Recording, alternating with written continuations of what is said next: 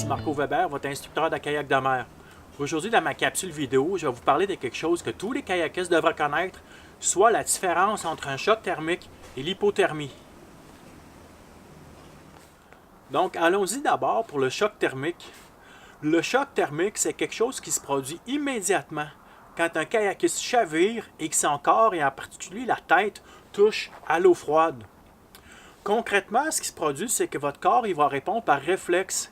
Et ce qui se produit, c'est que d'abord, vous allez inhaler et ensuite tomber en hyperventilation. Et vous avez compris que si vous faites ça sous l'eau, ben, ce qui va rentrer, c'est de l'eau et pas de l'air, et que vous allez vous noyer dans le temps de le dire. La seule chose à peu près que vous pouvez faire pour prévenir le choc thermique, c'est de porter une cagoule de ce genre-là qui protège toute la tête et même le cou. Comme ça, si vous chavirez, ben, c'est ça qui va empêcher l'eau d'entrer en contact direct avec la peau. Parce que je vois plein de monde qui font du kayak en hiver avec une belle combinaison étanche, mais ce qu'ils ont sur la tête, c'est une tuque ou une casquette et parfois même rien. Donc ça, c'est extrêmement dangereux parce que si vous chavirez, ben oui, vous n'allez pas mourir d'hypothermie, mais d'un choc thermique. Et la réalité, c'est qu'en fait, vous ne rendrez jamais à l'hypothermie parce que vous allez mourir bien avant en subissant un choc thermique. Et en fait, vous allez mourir par noyade en quelques minutes, sinon des secondes.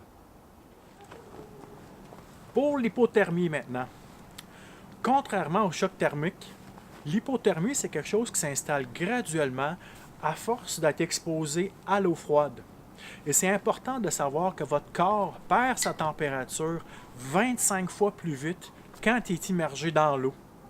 C'est pour ça que c'est super important de porter des couches isolantes en dessous de votre combinaison étanche. L'autre truc qui est le fun de savoir, c'est que pour un kayakiste qui tombe à l'eau, on applique le principe qu'on appelle le 1-10-1. On considère qu'on a 1 minute pour reprendre le contrôle sur notre respiration, 10 minutes de motricité et 1 heure avant d'être en hypothermie avancée et de perdre connaissance. J'espère que j'ai bien réussi à vous expliquer c'est quoi la différence entre le choc thermique et l'hypothermie et que vous savez maintenant pourquoi c'est si important de porter une cagoule quand vous faites du kayak en hiver. Là-dessus, je vous dis salut, puis à la prochaine!